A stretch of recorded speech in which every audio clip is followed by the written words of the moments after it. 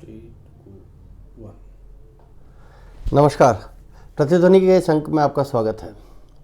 आज मैं बात जो करने वाला हूँ वो थोड़ी सी कड़वी है और विशेष रूप से सबके लिए, हिंदू समाज के लिए भी, मुस्लिम समाज के लिए भी, या अन्य और वर्ग जो रहते हैं उनके लिए भी चिंता की ज़रूरत है। समाज में जो समय का प्रवाह है उसके साथ कई सारी चीज़ें ऐसी होती हैं जब हम अपने गलतियों को, अपने पुरखों की गलतियों का परिमार्जन कर सकते हैं। हम उनकी गलतियों पर खुश होकर के और उसको लगातार करते जाने पर हम समाज के एक बड़े वर्ग को अपना शत्रु बनाते हैं। ऐसा अवसर आता रहता है कि जब आप अपनी गलतियों का परिमार्जन कर सकें,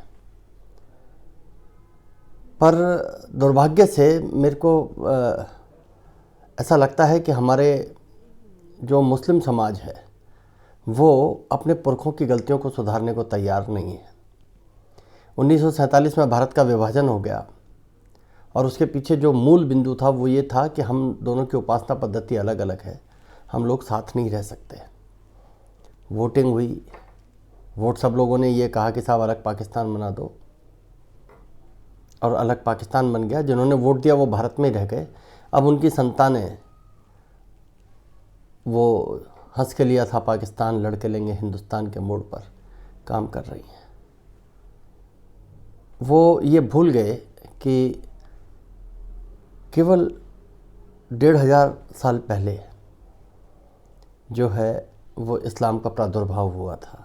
उससे पहले वो सब लोग सनातनी थे, वो लोग हिंदू थे।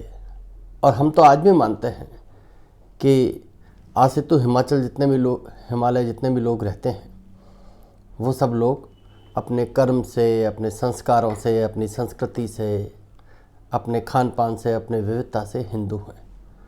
और उन पर अरब के कल्चर, अरब की सभ्यता का कोई प्रभाव नहीं है और जेनेटिकली नहीं है। पर कुछ बीच में जो 70 के दशक के बाद कुछ ऐसा हुआ जब मुस्लिम लीग सत्ता में आई।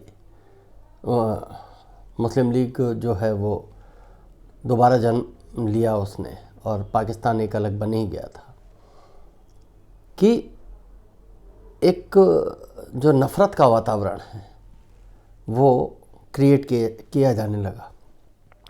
तो मुसलमान वही जो अरब को फॉलो करता है।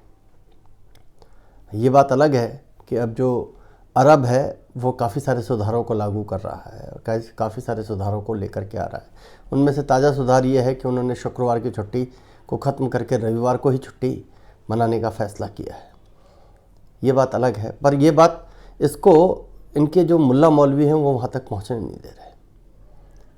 तो इस्लाम, कोई भी धर्म जो है या मजहब है या पंथ है या उपासना पद्धति है, वो दिनों दिन विकास की ओर अग्रसर होती है। पर इस्लाम के मामले में दुर्भाग्यजनक ये है कि वो लगातार पिछड़ेपन की तरफ जा रही है, पीछे की तरफ जा रही है। और खैर, भारत के मुद्दे पर मैं बात कर रहा था कि किस तरीके से जो है वो अवसर आते हैं जब हम अपने देश के साथ खड़े हों। हमारे पुरखों ने कोई गलतियां कर दी हैं, उनसे हो गई हैं। उस समय की परिस्थिति ऐसी थी कि उनको इस्लाम अपनाना ज़रूरी था, तो उन्होंने इस्लाम अपना लिया। उस समय के उसको परिस्थिति में अपने जीवन यापन को लेकर के, अपनी संतानों की रक्षा के लिए। पर आज परिस्थिति वैसी नहीं है, जो चाहें वो वापस आ सकते हैं। पर फिर भी हम उसी एक जो गलती है उसको लेकर के ढो रहे हैं। तो खैर, ये उनका अपना फैसला है। पर 2 दिन पहले भारत के chief of defence staff general Vipin Rawat की हेलीकॉप्टर क्रैश में डेथ हो गई। सरकार अपना जांच कर रही है, जांच एजेंसियां जांच कर रही हैं कि वो नेचुरल था, नॉर्मल था या उसके पीछे सबोटेज था। उस पर मैं नहीं जाता। पर जिस तरीके से मैंने कई लोगों को उस पर खुशी मनाते देखा, वो वास्तव में विस्मयकारी है। 1947 से यहाँ तक की यात्रा में हमारे सामने बड़ा प्रश्न चिन्ह है। कभी पाकिस्तान क्रिकेट मैच जीत जाए तो आप आतिशबाजी फोड़ लो, चलो ठीक है, खेल में तो आप किसी के भी समर्थक हो सकते हो, पर अपने सेनापति की मृत्यु पर आप खुश हो रहे हो। मतलब ये तो सीधा सीधा देशद्रोह है। क्या आप जिस पाकिस्तान से प्रेरणा लेते हो या जिस अरब से प्रेरणा लेते हो वहां पर ऐसा कर सकते हैं कि मान लीजिए वहां पर ऐसी कोई घटना हो जाए और आप वहां पर जो मजाक वाले हैं वो इमोजी बनाओ और उनको ट्रोल करो मरणोपरांत? भारतीय संस्कृति तो ये नहीं कहती। तो ये हम सबके सोचने का विषय है कि हमने एक पाकिस्तान तो दिया, पर अपने अंदर कितने पाकिस्तान और पैदा कर लिए। सोचने का विषय ये भी है कि जनरल विपिन रावत ने कहा कि हमारे पास 2.5 एनिमी हैं, 2.5 दुश्मन हैं। तो एक फ्रंट चीन के लिए छोड़ा उन्होंने, दूसरा पाकिस्तान के लिए छोड़ा, और बाकी का जिनके लिए छोड़ा वो सब खुशी मना रहे हैं। तो इसका मतलब विपिन रावत सही थे। ये सोचो कि समाज की सहनशीलता बहुत है, हिंदू समाज की सहनशीलता बहुत है, और हिंदू समाज की सहनशीलता जिस दिन खत्म हो जाएगी उस दिन क्या होगा, हमें ये सोचना पड़ेगा। और ये शासन व्यवस्था जो लोग चला रहे हैं उनके लिए बड़ी चुनौती है कि कभी कोई ऐसी परिस्थिति बन गई गोधरा जैसी, तो फिर क्या करेंगे। इसलिए कम से कम मुस्लिम जो विचारक हैं और चिंतक हैं उनको उस दिशा में सोचना चाहिए कि वो अपने नौजवानों को ये बताएं कि देशद्रोह करना अभिव्यक्ति की आज़ादी नहीं है। वो उनको सिखाएं कि कैसे कौन सी चीज़ उनकी अभिव्यक्ति की आज़ादी में आती है और कौन सी चीज़ ऐसी है जो जिस मातृभूमि में वो पैदा हो रहे हैं, पल रहे हैं, बढ़ रहे हैं, उसके विरोध में जाती है। आप अपनी बात कहिए, आपकी बात कहने के लिए कहीं कोई रोक नहीं है, पर आप बात कहते कहते आप दुश्मन हो जाएं अपने ही मातृभूमि के, तो ये थोड़ा सा अखरने वाली बात है, और ये सबको अखरेगी भी।